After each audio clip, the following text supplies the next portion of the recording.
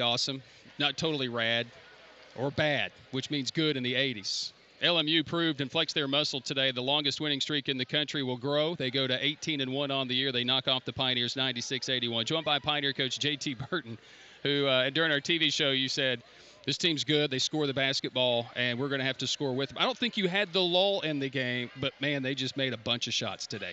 You know, that hats off to Coach Church and those guys because they play small, as you so to speak, without a five-man, but these guys do a really good job. They're very efficient in the half court, very, very efficient, and you cannot leave them open.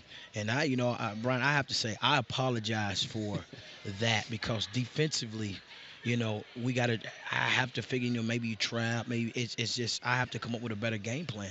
So I'm not going to put that on my players. I put that on me. Well, and it's only the second time you've allowed over 95 in your career. You had 97 last year against Queens and now 96 for LMU.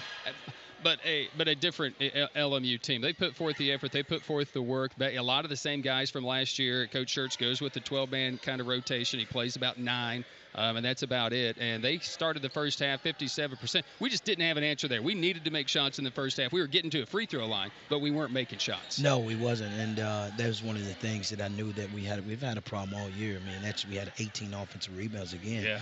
I mean, which, I will continue to praise our team for that because they play hard. I mean, they could easily miss shots and then get back.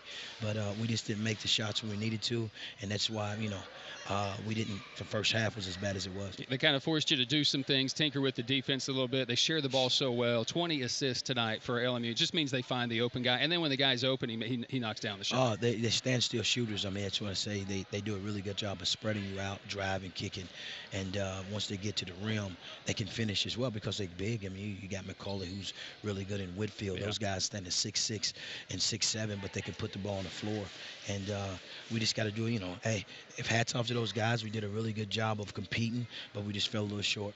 Second half, they came out with a lot of energy. They came out, kind of took it to us, hit 6 of their first 8 shots, I think it was. We started hitting some shots, but they built that lead back up. Point of pride, I think, for the Pioneer team there. Then they really got into it. The game became physical. The game got up and down just a little bit. Probably not necessarily what you like to see, but I think it energized your guys to get them back into it, cut it down to 12, and had a 3 that rimmed out to cut that to single digits. Yeah, I mean, we did. We're going to keep competing. That's one thing I love about our team is we're going to keep competing. We're going to we're not going to give up.